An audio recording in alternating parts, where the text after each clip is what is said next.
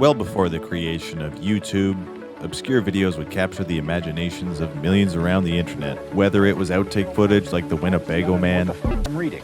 I wonder what the real dialogue is. or videos that contained catchy songs. It's just like, amen, When videos like this caught on, it typically caused many to ask questions such as, wait, what? Where did this come from? Who made this? And why? Given enough time, the internet is pretty good about uncovering the backstory to many a mysterious viral video. But this here is my story of one such video, the one you are witnessing now, and a catchy instrumental that took me more than 10 years to track down.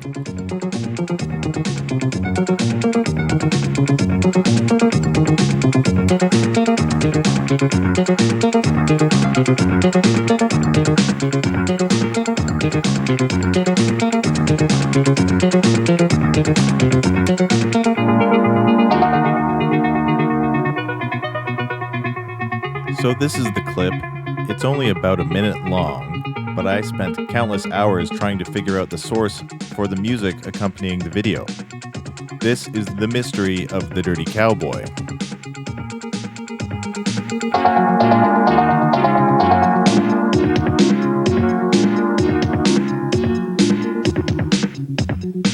My first encounter with this footage was through TV Carnage. For those that don't know, TV Carnage was a found footage mashup series created by Derek Beckles.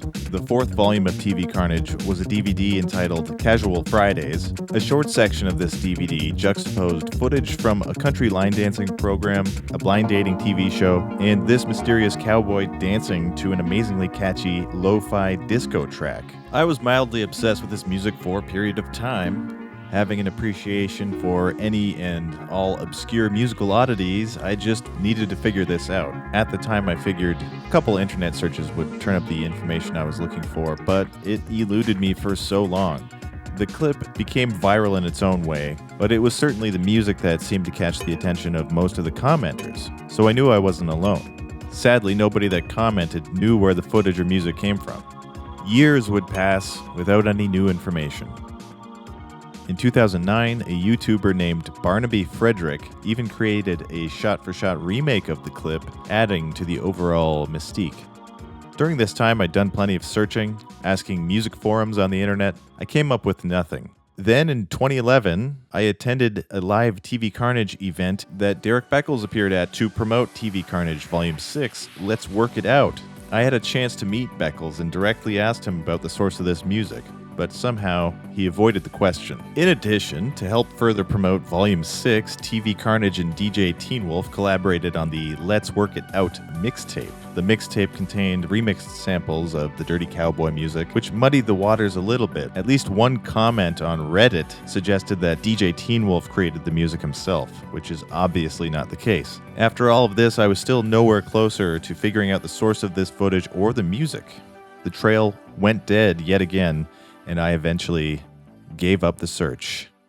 Until 8 years later. In 2019, YouTube content creators, Red Letter Media released a Black Spine edition of their program Best of the Worst, focusing on unlabeled VHS tapes. And one of those videos was called California Big Hunks. I would love to talk about California Big Hunks. We get to the cowboy. He's like normal cowboy man. And we're like, oh, rugged cowboy man. That's another like kind of thing you would expect women to be fantasizing about. Of course. But then he starts fantasizing about himself, and he's wearing like flashy cowboy costume. He's glamour cowboy. It's like glamour cowboy. Yeah. This is weird. This one's weird. They're all weird. Should we fast forward to the next guy? Yeah. That's all I care about anymore. Wait for me. Wait for me. Just so we're clear, Mike didn't want us to fast forward through the stripping cowboy.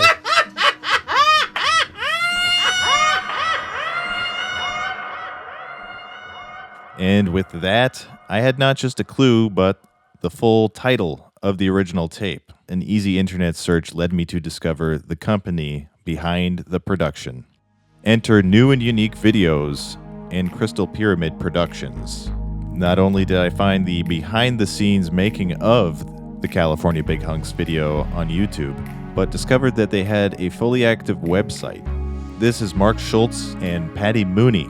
As it turns out, they were still very active working as a video production team. They turned out to be very gracious and friendly people, and they even agreed to do an interview.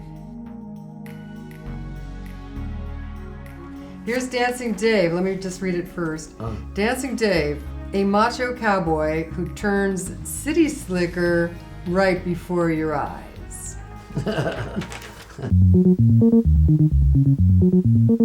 Well, Mark started the company in 1981, and it was 1985 when we produced California Big Hunks. And we released it under the title New and Unique Videos. We had a catalog of just ideas, titles that we were going to produce. So we put like 20 different titles, and all we could afford was a little 2-line ad in, I think it was Video Magazine. So we put a little ad in the back, a classified ad that said, New and Unique Videos, catalog $1.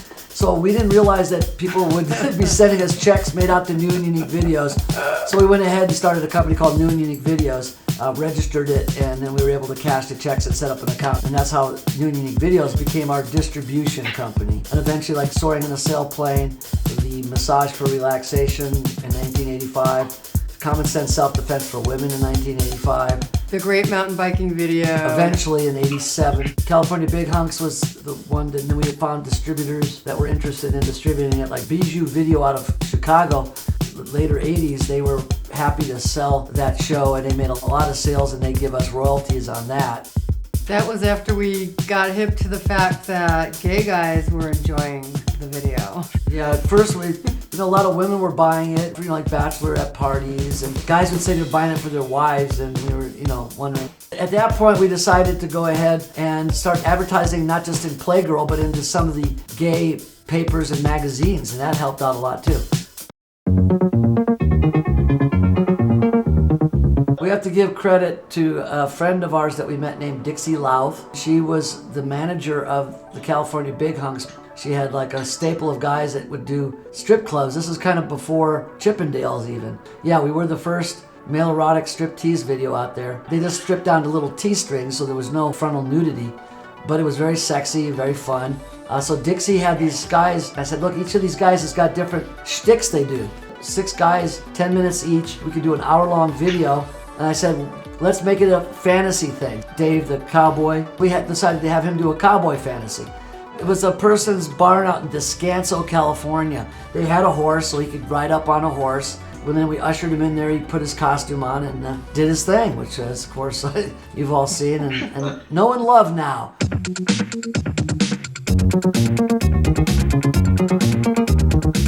Richard Plasko did the music soundtrack for California Big Hunks. I just want to pause for a moment and emphasize the significance of that last sentence. The first time I'd heard this name was an ecstatic occasion for me. I could hardly believe I'd finally found it. And this is the whole reason for this video, the search for this music and its composer, Richard Jan Plasko. The fact that it was an independent friend of Mark and Patty's makes it all the more special. Sadly though, Richard has since passed away. From what I can tell, he didn't have too much of a public life outside of the music he made for Mark and Patty. Another unique thing about this music is that only up until recently, the California Big Hunks tape is the only place you could find this music. I believe he looked at the videos because we pretty much had the videos finished, so he could look at the skits and he'd try and do a beat that was similar. So at least their dance moves were on the same beat. So that soundtrack is an original, one-of-a-kind soundtrack. There were 2 cassette tapes he gave us. One was titled Homegrown, and so we used the majority in California Big Hunks, and then we used the rest of it in Soaring in a Sailplane and Massage for Relaxation.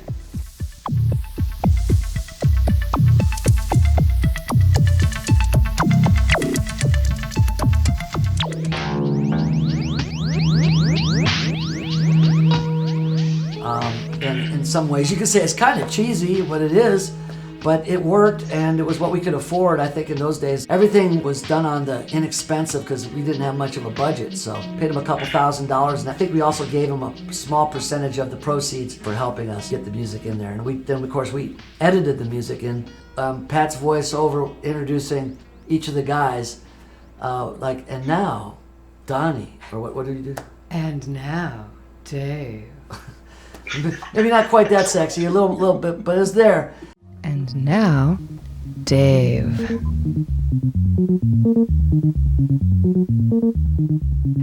Dave the Dancing Cowboy was the naughtiest of the 6 guys. He was an imp, as you might say. He had this little, kind of like little gleam in his eye.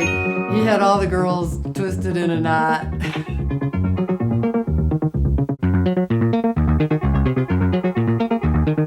Well, I have Google alerts for California Big Hunks and all the rest of our tapes too. So when California Big Hunks popped up, okay. The first time was the Found Footage Festival, and they found the tape in a thrift store, and now they're parodying the clips. And at first, I was all steamed up.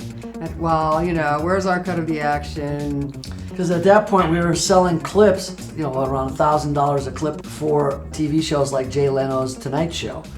You can't, like Jay Leno's people all used to say, you can't fake the 80s. And also Drew Carey had a show called Whose Line Is It Anyway? And they bought the clip of the dancing cop. They played it behind on the green screen, and the guy's trying to figure out what's going on behind him. So everybody that was using it, making fun of it, or using it to make people laugh on TV, were paying us. And here's these guys basically taking it for free. And then we decided to, if you can't beat them, join them. They were performing in San Diego with their act, and we appeared and enjoyed the show, enjoyed everybody laughing, and we thought, okay, that's cool, so it's another chapter in California Big Hunks. So we knew that the clips had some legs long after the show had passed on the VHS days, but we didn't know if it would catch on like it is, or still catching on, and much less that the music would be popular. That's the last thing in the world I would have thought. How about you? Yeah.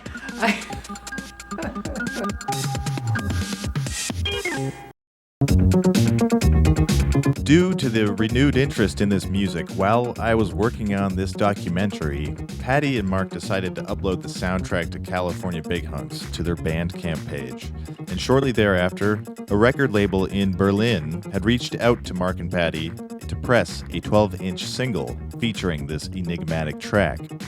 Assignment of Words is a record store and the record label as well. We distribute worldwide.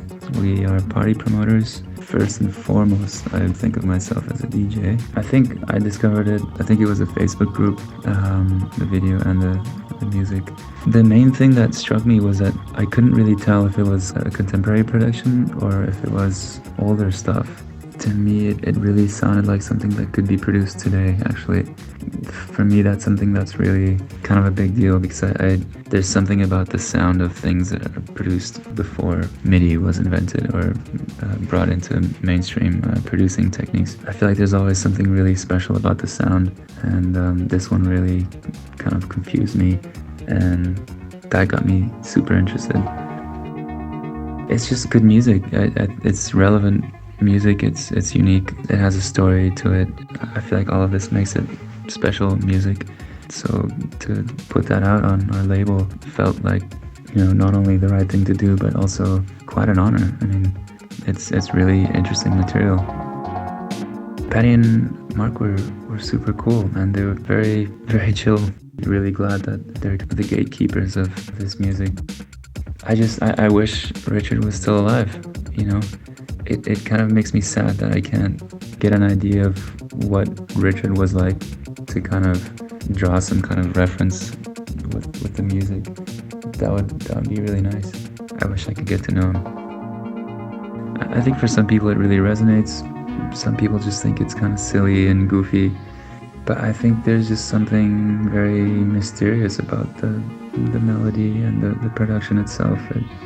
It's hard to forget, I don't know. It's one of those things that words can't really describe. Dave the Dirty Cowboy has now been pressed to vinyl and is backed with Prince Daniel in the disco. And now, Danny. That's my favorite. I have that as my ringtone on my phone. It was such a whimsical time, so joyful and naive in some ways, the 1980s. It's nice that we're revisiting that, and it brought back a lot of nice memories. Richard would be so pleased to see how far his music has reached in the world. And so with that, I can finally rest easy now knowing that the mystery of the Dirty Cowboy has been solved. Straight from the source, we have the title of the video, the name of the composer, and the music, which is now pressed to vinyl. What more could you want? May the legacy of the Dirty Cowboy live on. Of course. Big Hunks. California Big Hunks. Which one is that? California Big Hunks.